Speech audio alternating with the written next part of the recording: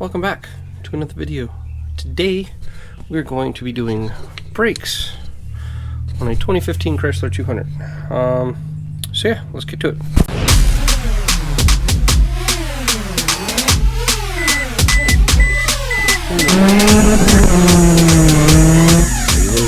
Take it out. There you have it. That's the completed product.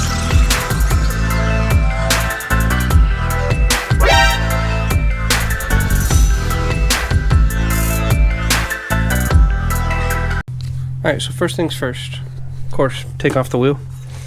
19mm wheel studs. Got 5 of them.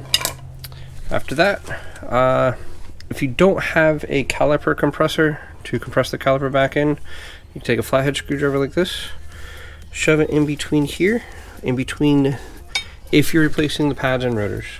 Shove it in between the pad and the rotor, and then just pry back towards the caliper piston, and that will recompress the piston back into the caliper.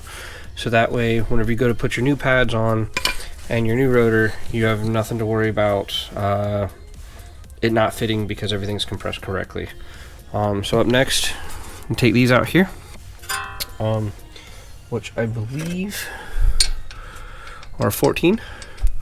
Once you take these two out, then you take this out here.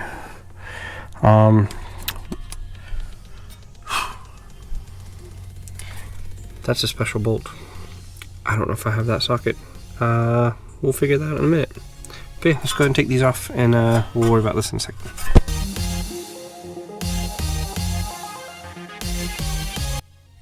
Okay, so calipers out of the way. Got the 2 bolts here. They look to be the same size, so don't have to really worry about that. Just got these here. These are slide pins. These feel good, so I'm not going to really worry about taking them apart. But if you do take them apart, you just pull the plunger out like that. Anti-seize, which still looks pretty good, and then you put it back together, just like that. Old pads, they just slide out. It's actually not that bad. The other one's making noises on the passenger side, so that's why I'm replacing them. But yeah, so that just slides out. You got your hardware. You could take these out if you want. This one obviously just fell out, so it goes back in there like so. Yeah, so I'll put that back in once we're putting the new pads. But so this here,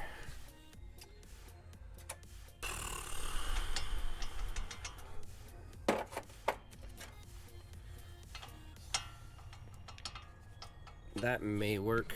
I don't have the right socket. I wish I knew this ahead of time. But you guys go with the flow just like I do. So I have a 6-point 16mm, and it fits pretty good. I'm gonna use the gun and see if it comes off.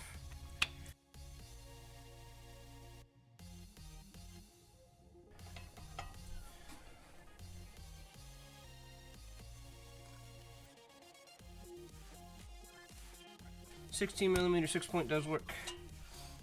As you can see, there are star bits. I guess maybe you could have used a 12-point. Well, maybe not. But either way, a 6-point works. It's kind of like a 6-point, just shaped a little differently. So yeah, after that, if you're replacing the rotor, don't really have to worry about damaging the rotor, so just tap it off like that, and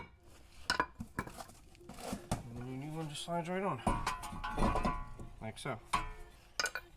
Alright, new rotor's in. Let's put everything back together.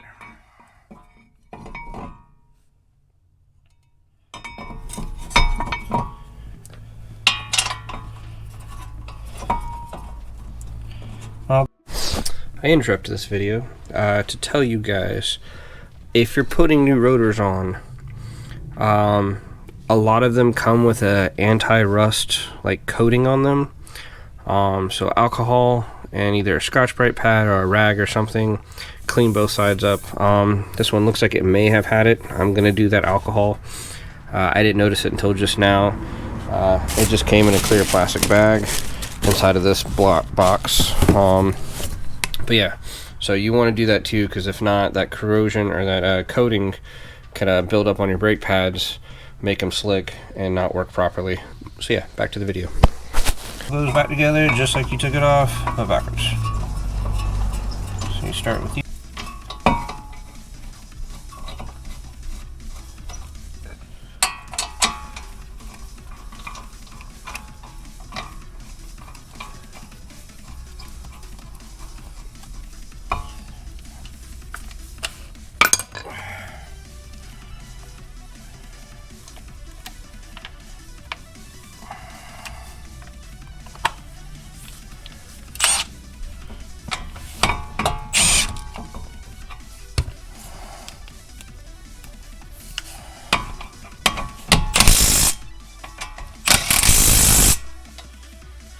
alright, just bracket back on, new pads.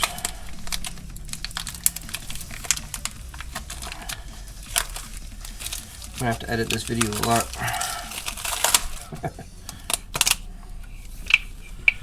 Alright, always make sure your new stuff matches up with your old stuff. That's definitely the same. Anti-seize, always want to put new anti-seize on.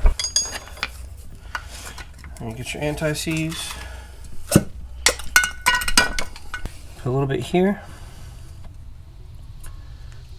Don't go too much, just a little bit. A little bit here. I don't know if you guys can see that or not. Like so, and then just like a little bit in the back. So end up looking like this. A little bit on that side, a little bit on that side, a little bit straight in the back. What's that going to do is it's going to keep it somewhat quiet. So not a lot of noise. That shink or squealing whenever braking and stuff is going to it's going to keep the vibrations kind of low. And then it's got these little tabs here. The brake pad's just going to slide in here and then kind of snap into place. That's going to keep it holding still. So this little tab here is going to end up sitting inside of that. So yeah. Just have a little bit in the center here, a little bit on each end.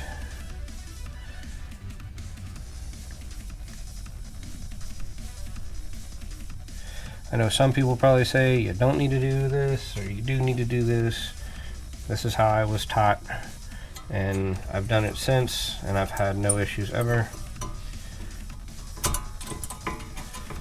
This guy's just going to snap into place like that, and that's that. Alright.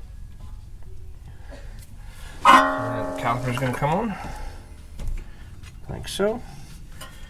And obviously, as you can see how I just saw, probably, so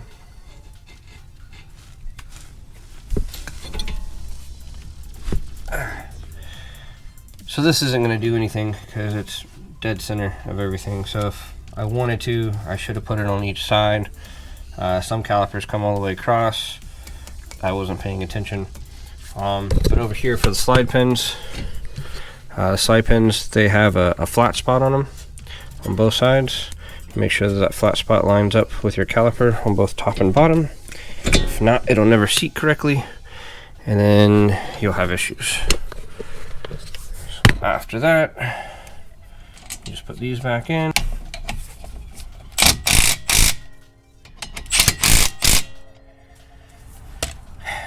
Try not to put too much torque on them, because you might mess up the bolts, might snap the bolts inside there. Then you got to get new slide pins. So yeah, I'm gonna say we're done. Make sure these are tight. Yep. Yep. And that's that. Whenever you go to put the wheel back on, make sure you have the rotor lined up with the threads, because if not, then your wheel will never go back on. So yeah, that's how you do your front brakes on a 2015 Chrysler 200. This is not the Type S or the Chrysler 200S or whatever. They use bigger pads and bigger rotors. I'm sure the process is almost exactly the same though. Most brakes are. But yeah, so that's going to be it for this video. For those of you who are wondering about Delphil content, wonder what that is. I got some more stuff on the bench over there too. Maybe next weekend. It's been really hectic. I turned 35 this past weekend. Went axe throwing with some friends. I'll post some pictures on Instagram. It was fun. I enjoyed it. First time going out since the whole COVID thing, and I thoroughly enjoyed it. But yeah, more videos coming soon. Overtime starts middle of next month, being May 15th, I believe overtime starts. So that'll bring me back up to 5 or 6 days a week at working.